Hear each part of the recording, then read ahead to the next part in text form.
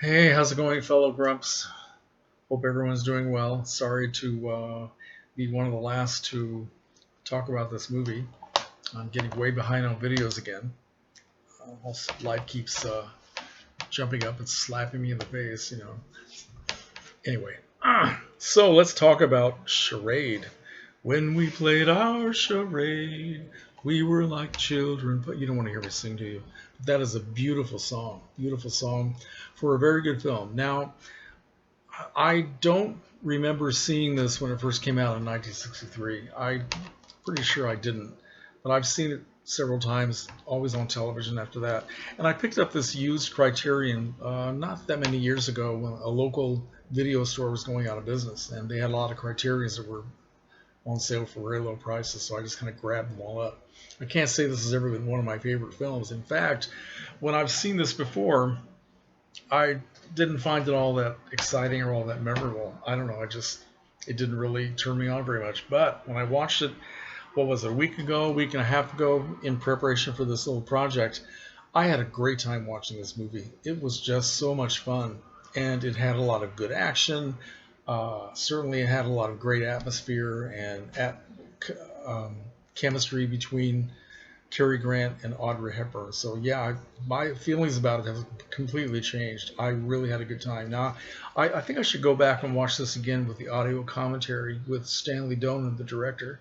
That might be kind of interesting. But I admit I don't know a lot about Stanley Donen. Certainly, I've seen a lot of his films, but yeah, I didn't know that he had collaborated 4 times with Cary Grant. So, well, what can I say? Um, Audrey Hepburn, of course, plays a, a well-to-do woman in Europe, and she starts out the movie at a beautiful ski resort, and she happens to be telling one of her friends that she's going to go home and divorce her husband because things just aren't working out. So home is Paris, of course. And during the course of this opening part of the film, she meets this mysterious man, Cary Grant, Peter Joshua, and there's a little spark between them, but um, they don't fall into each other's arms or anything like that, but you can tell there's a little bit of an attraction there. So, but what Audrey Hepburn's character Regina Lampert doesn't know is that at the beginning of this film, her husband has been murdered and thrown off a train. That's what we see when the movie first starts. We see a train going down the track and a body being thrown off, and then you get a close up of this guy's bloody face. That's a great way to open up a movie.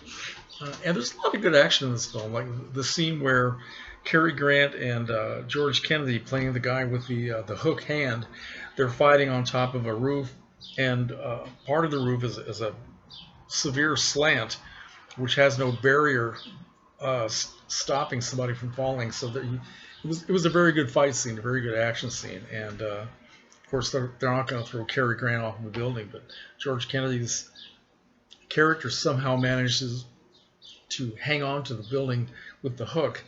But how he ever got out of that situation, the film didn't tell us. But he shows up later on. So no, very good movie. And one thing that really impresses me about any film that has a score by Henry Mancini is the fact that the theme music, of course, the song that became a big hit, uh, absolutely wonderful. But also the background music, the incidental music in Henry Mancini films is always so recognizable and um, so helpful to the suspense and the atmosphere of the film.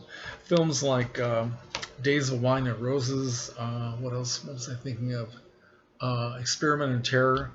Great musical scores that, even though, yeah, well, I don't know what else I want to say. I just music is a very important part of the film to me, and the fact that Henry Mancini wrote such incredible music, it adds so much. I love the opening credits to this film, the way they do the theme song Charade.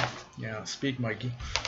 Theme song Charade, where they redo it to make it sound like it's the opening for a James Bond film. Of course, this was I read in the notes here in this nice little booklet they have inside of the Criterion collection that this was the era of spy movies and romantic thrillers from Alfred Hitchcock, and Donen was trying to sort of make his mark in that particular that particular classification. He did a wonderful job.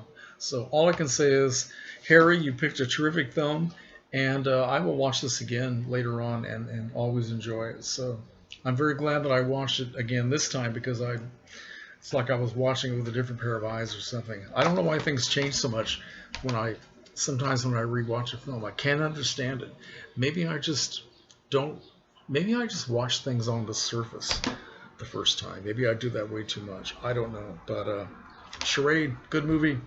I think that's all I want to say about it. Walter Matthau, of course, is terrific in this movie. George Kennedy, Ned Glass, a character actor who usually just has very small parts, had a really good part in this one.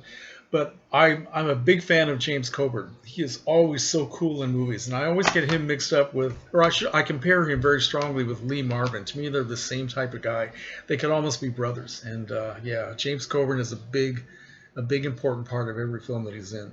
So thank you, Harry, for picking such a great movie. And okay, Grumps, next month is mine. Get ready to go to the beach.